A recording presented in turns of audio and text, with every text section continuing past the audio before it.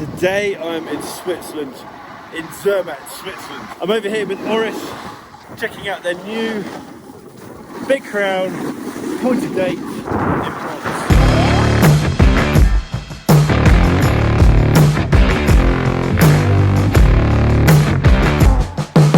Welcome to Bark and Jack, I am Adrian, and if you want to support the channel, just hit the subscribe button down the bottom and the little bell icon so you get notifications when I drop a new video. If you like your watch straps, jump over to barkandjack.shop and check out our watch straps. We've just dropped a whole load of new NATO straps.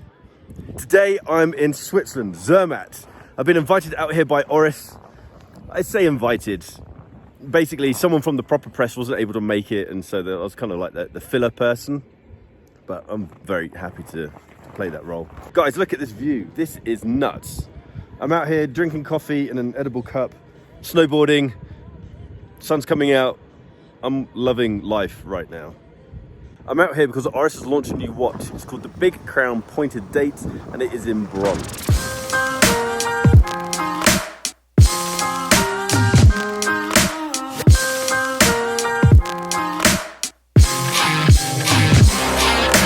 This is Rolf, the co-CEO of Oris. So Rolf, what stands out to you about the new watch that you've launched?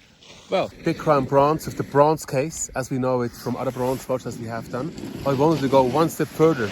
We wanted to have a full bronze watch, so we gave it a bronze style. The case will continue to patina and really create a special object that's individual to what you do with your watch.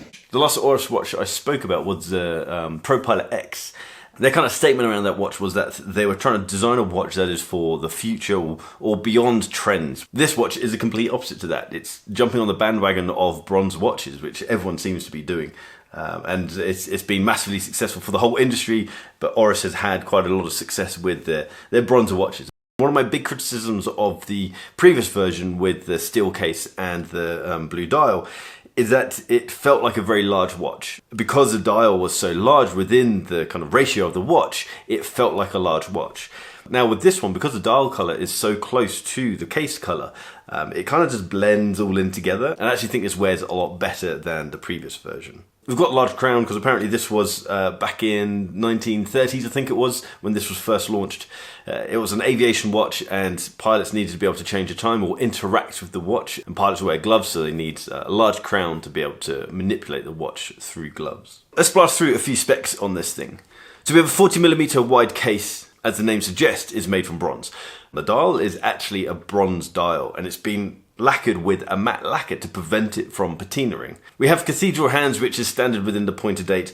I'm not a massive fan of cathedral hands myself, but it is what it is. We've got a double dome sapphire crystal, which I'm always a fan of. I love watches with double dome sapphire crystal. We have a see-through case back, but the glass on the back is only mineral glass. The movement inside is called the Oris 754, just a rebranded Sellita SW200. Previous versions of the pointed date, early version of the pointed date, had the ETA 2824 inside, but this has the Sellita movement, which is pretty much the same as the ETA. Has a power reserve of 38 hours, which is fairly standard. But to be fair, this watch retails for 1,900 Swiss francs or 1,400 pounds, which I think as a package is absolutely fair. The brown strap is actually deer leather, and it's kind of a suede-y deer leather as well. One thing I will say is I really dislike the strap works with the watch as it is, as a standalone unit. But on the wrist, I really don't like the look of the strap. Although it has quick release spring bars, which is a nice touch. So you can remove the bronze buckle on the strap, and I think it would look far nicer with a normal plain battered old leather strap. It would suit the watch a lot better, and it would suit me a lot better. One thing to note about the strap, if you do want to keep it on this strap, is these where the leather wraps around to kind of secure the leather in place.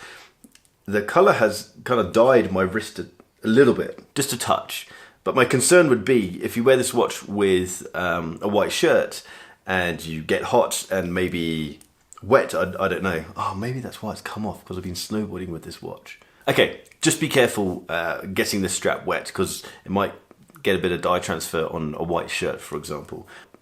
It's bizarre because the dial colour on the previous version was the thing that stood out the most. It's a gorgeous colour.